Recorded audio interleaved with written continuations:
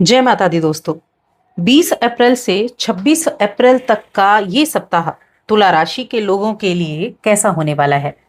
देखिए, इस सप्ताह की जो शुरुआत होगी वहां अगर हम देखें तो इस सप्ताह की शुरुआत से ही शुक्र और चंद्र की युति रहेगी, क्योंकि शुक्रदेव अपनी राशि वृषभ राशि में आ चुके हैं और 20 तारीख को चंद्रमा वृषभ राशि में रहेंगे, शुक्र के साथ युति करेंगे और अच्छे योग का निर्माण करेंगे।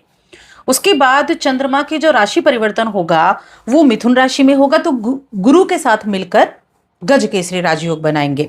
फिर कर्क राशि और सिंह राशि में चंद्रमा का गोचर रहेगा। इसके अलावा मालव्य योग बनेगा, पंच महापुरुष राजयोग भी बनेगा। और इन योगों का प्रभाव कैसे आपको प्रभावित करने वाला है, क्या चीजें आपके लिए अच्छी होंगी, किन चीजों के लिए आपको सावधानी रखनी है, चलिए इसके बारे में विस्तार से जान लेते हैं। बस एक छोटा सा निवेदन है, चैनल पर पहली बार आए हैं तो सब्सक्राइब करके जुड़ जाए चैनल के साथ। देखिए, ये जो तुला राशि है ये शुक्रदेव के स्वामित्व वाली राशि है और इस सप्ताह की जो शुरुआत होगी वो अचानक से बदलाव लेकर आएगी।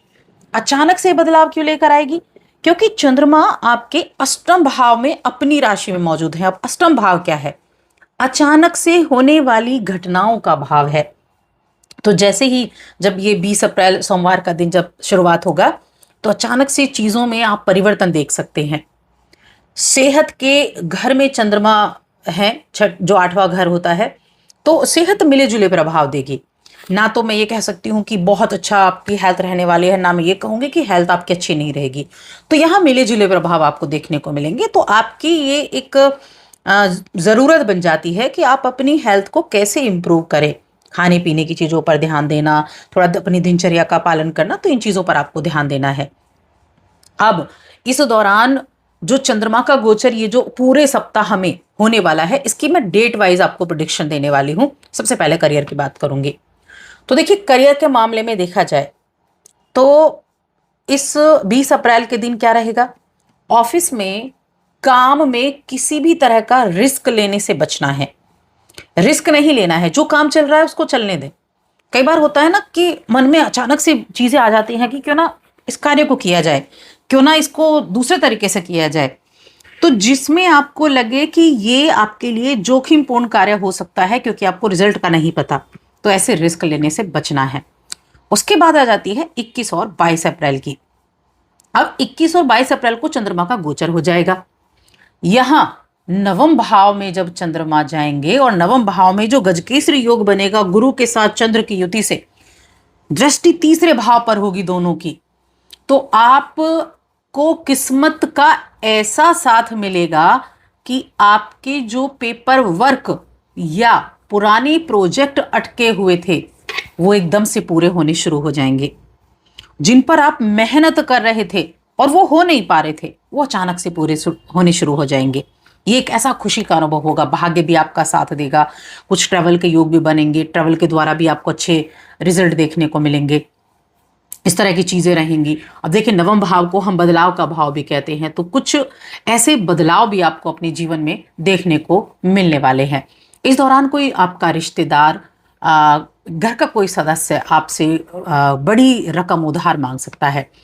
अब देखिए, उधार देने की हमेशा एक चीज है कि अगर आपके पास है और सामने वाला अगर आपको लग रहा है कि हाँ देने लायक है, तो आप जरूर दे सकते हैं, क्योंकि जरूरत पर काम भी आना चाहिए। पता नहीं कब किसको जरूरत पड़े, तो ये देखकर ही आपको कार्य करना है। अब यहाँ कुछ ऐसे घर के सदस्य जिन पर आप बड़ा विश्वास करते हैं और आपके मन में है उनके साथ कुछ अपनी भावनाएं या अपने राज साझा करने का, तभी आप करें। क्योंकि अगर वो भरोसेमंद नहीं है तो ये आपके लिए बड़ा नुकसानदेह हो सकता है, क्योंकि आपके अंदर फिर इस चीज का डर हमेशा बना रहेगा कि ये आपके भेद को कहीं उजागर ना कर दे। तो इसलिए थोड़ा सा ध्यान रखें। बाकी कार्यस्थल पर मौज मस्ती रहेगी और अपने हर एक जिम्मेदारियों को, अपने कार्यों को आप गंभीरता से समझेंगे। अगर गंभीरता से नहीं समझा तब ये कार्य हो सकता है कि जिस योजना पर आप काम करें किसी और को सौंप दिया जाए, तो इस चीज का ध्यान रखें। अब यहाँ 23 और 24 अप्रैल का समय आ जाता है। 23 और 24 अप्रैल को आपके ऑफिस में आप एक लीडर की तरह चमकेंगे।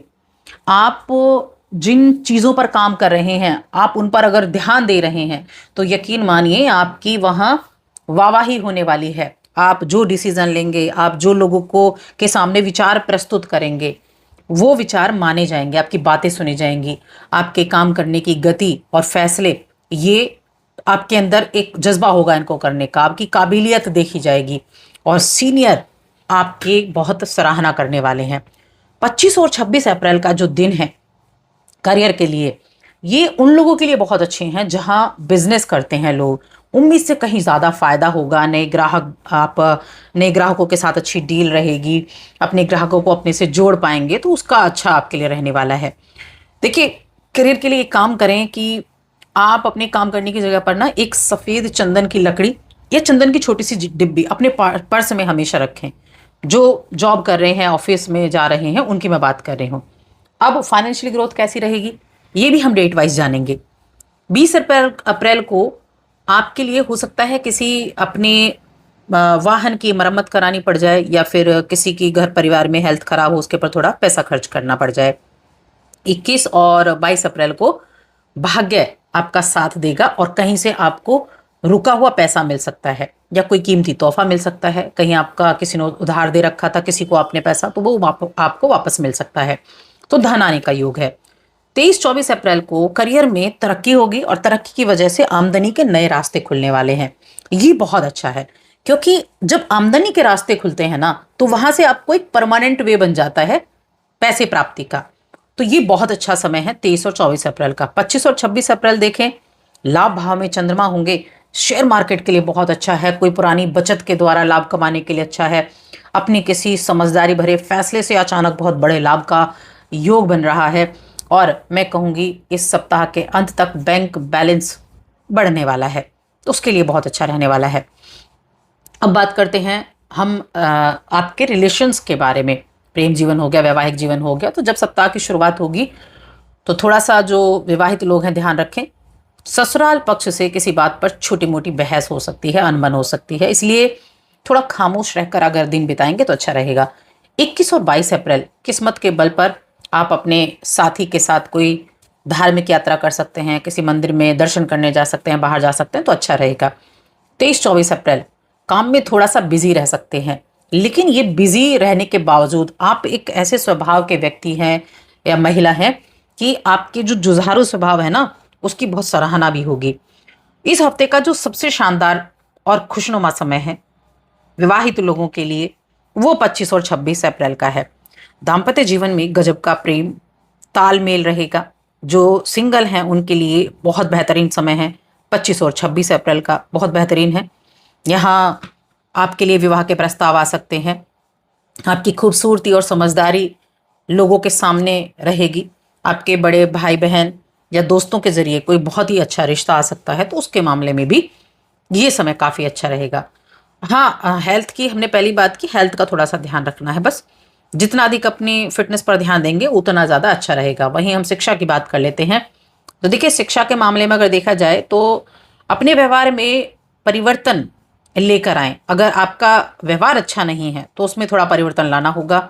इस राशि के छात्राओं को गुरुजनों के साथ बहस करने का योग बना है, तो बिल्कुल ना करें, थोड़ा ध्यान रखें, वरना झगड़ा यहाँ हो सकता है किसी तरह का आर्ग्यूमेंट की वजह से। तो इसलिए थोड़ा सा आपकी छवि को नुकसान हो सकता है, तो शिक्षा के क्षेत्र में थोड़ा ध्यान रखने की आवश्यकता है। तो बस आज की इस वीडियो में इतना ही। वीडियो कैसी लगी कमेंट करके ज़रूर बताएं।